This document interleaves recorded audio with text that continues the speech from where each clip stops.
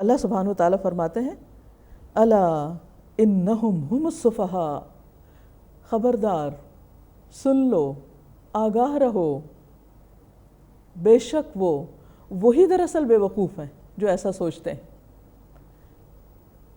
کسی کو بے وقوف کہنے سے کوئی بے وقوف نہیں ہو جاتا۔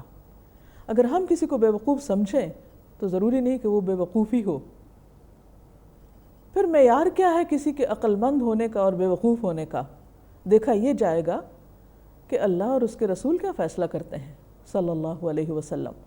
الا انہم ہم السفہاء ولکن لا یعلمون۔ اللہ سبحانہ وتعالیٰ کا فیصلہ یہ ہے کہ وہ بے وقوف ہیں لیکن وہ علم نہیں رکھتے، وہ جانتے نہیں ہیں۔ تو اس سے بھی پتہ چلتا ہے کہ منافقت لا علمی سے آتی ہے۔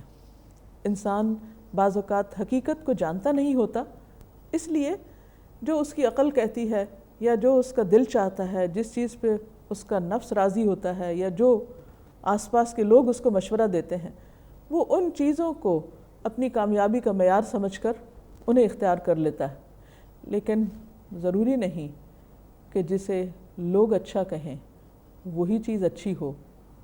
دین کے معاملے میں ہمیں لوگوں سے سرٹیفکیٹ نہیں چاہیے۔ دین کے معاملے میں ہمیں یہ دیکھنا ہوگا کہ اللہ سبحانہ وتعالیٰ کسی چیز کے بارے میں کیا فیصلہ دیتے ہیں۔ پھر فرمایا کہ وَإِذَا لَقُوا الَّذِينَ آمَنُوا قَالُوا آمَنَّا، جب وہ ایمان والوں سے ملتے ہیں تو کہتے ہیں کہ ہم ایمان لائے۔ یعنی اہل ایمان کی مجلس میں ان کے ساتھ بہت اچھے اخلاق سے پیش آئیں گے، ان کو اپنی دوستی کا یقین دلائیں گے۔ وَإِذَا خَلَوْا إِلَىٰ شَيَاطِينِهِمْ، اور جب اپنے شیطانوں یعنی اپنے سرکش لیڈروں کے پاس جاتے ہیں تو ان کو راضی کرنے کی کوشش کرتے ہیں۔ تنہائی میں جب ان سے ملتے ہیں تو ان سے کہتے ہیں قالوا انا معکم، فکر نہیں کرو ہم تمہارے ہی ساتھ ہیں، تمہارے ہی گروہ میں ہیں۔ انما نحن مستہزئون، بے شک ہم تو مذاق اڑا رہے ہیں۔ کس کا؟ مخلص اہل ایمان کا۔ مذاق کس کا اڑایا جاتا ہے؟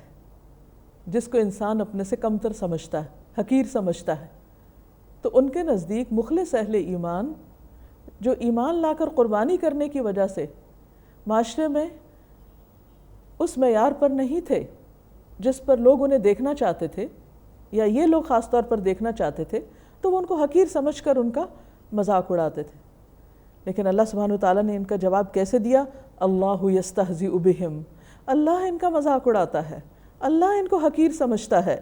ویمدہم فی طغیانہم یعمہون، اور انہیں ان کی سرکشی میں مہلت دیے جا رہا ہے، جس کی وجہ سے وہ خوش ہیں کہ ہم غلط کام بھی کر رہے ہیں اور ہماری پکڑ بھی نہیں ہو رہی، حالانکہ وہ بھٹکتے پھر رہے ہیں۔ انہیں یہ معلوم ہی نہیں کہ وہ اپنا کس قدر نقصان کر رہے ہیں۔ اولئک الذین اشتروا الضلالۃ بالہدی، یہ وہ لوگ ہیں جنہوں نے ہدایت دے کر گمراہی لے لی، ہدایت چھوڑ کر بھٹکنا پسند کیا۔ جیسے سورۃ الفاتحہ میں تیسرا گروہ ضالین کا ہے، تو انہوں نے ضالین یعنی گمراہ بننا پسند کیا اور ہدایت کو ایک طرف پھینک دیا۔ فما ربحت تجارتہم، ان کی تجارت فائدہ مند نہ ہوگی۔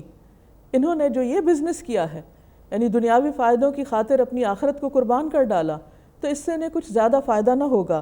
وما کانوا مہتدین، اور ایسے لوگ ہدایت بھی نہیں پا سکتے۔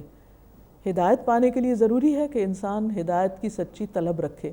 تو بہرحال یہاں پر منافقین کا ذکر کیا گیا جن کی بہت ساری صفات بیان کی گئیں، جن میں خاص طور پر ان کے بے شعور ہونے، بے علم ہونے کا ذکر ہے، پھر ان کے جھوٹ بولنے اور دھوکہ دینے کا ذکر ہے۔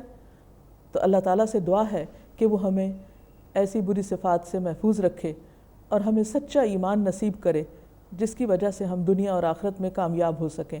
آپ سب کے لیے دعائیں اور نیک تمنائیں۔ السلام علیکم ورحمۃ اللہ وبرکاتہ۔